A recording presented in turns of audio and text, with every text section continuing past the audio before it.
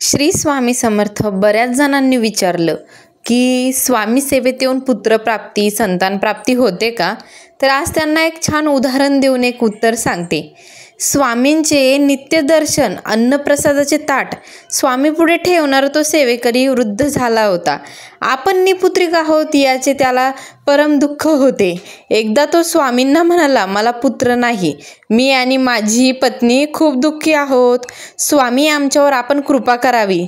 स्वामींनी त्या सेवेकऱ्याकडे पाहत एकच वाक्य म्हटले, तुला मुलगा होईल, परंतु तो लवकर जाईल. त्यापेक्षा तू स्वामी सेवा कर आणि सेवेत दंग राहा आणि चांगले राहा.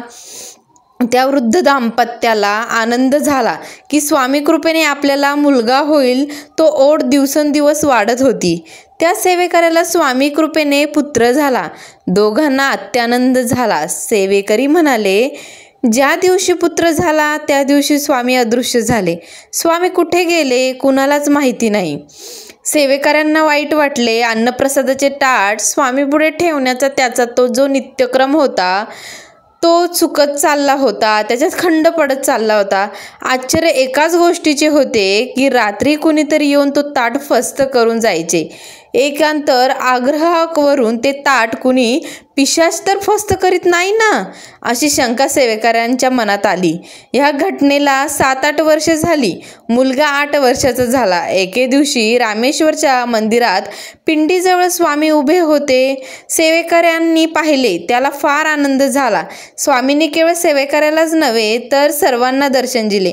जिथे पाहावे तिथे स्वामी दिसत.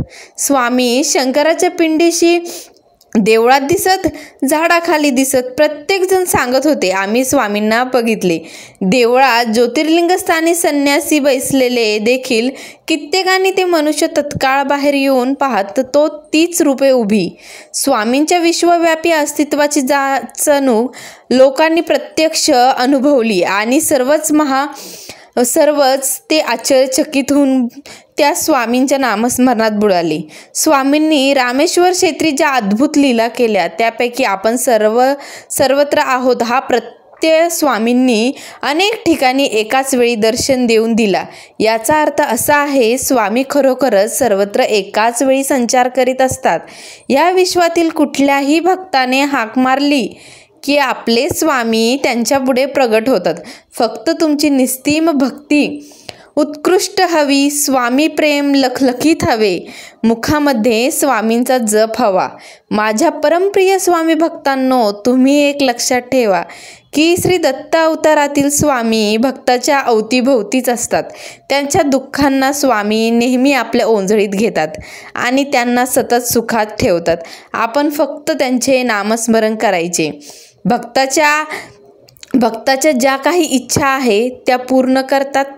मात्र स्वामी इशारा दिल्याशिवाय राहत नाही, एवढे मात्र लक्षात ठेवा.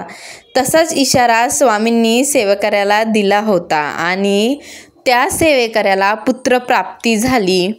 तर बरेच सेवेकरी मला कमेंटमध्ये म्हणतात की ताई, खरंच स्वामी सेवा करून पुत्रप्राप्ती कुठे होते का? तर त्यांना सांगायचं आहे, तुम्ही मनापासून स्वामींची सेवा करा. एक ना एक दिवस पुत्रप्राप्ती काय, अख्खं जगाच्या पाठीवरचं सुख स्वामी तुमच्या ओजळीत आणून ठेवतील. फक्त फरक एवढा आहे की आपल्या मनामध्ये निस्सीम भक्ती पाहिजे. बरेच लोक म्हणतात ती दुसरा देव दिसत नाही का? अहो, स्वामी तर सगळं देव आहे माझं.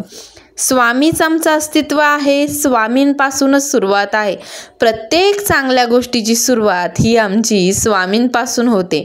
त्यामुळे स्वामी ही एकमेव शक्ती आहे जी प्रत्येक सेवेकऱ्याच्या पाठीशी उभा आहे आणि प्रत्येक सेवेकऱ्याला प्रत्यय येतो. तर देव हा माणसात आहे आणि माणूस जपा, एवढंच सांगेल. व्हिडिओ आवडल्यास नक्की लाईक, शेअर, सबस्क्राईब करा. श्री स्वामी समर्थ.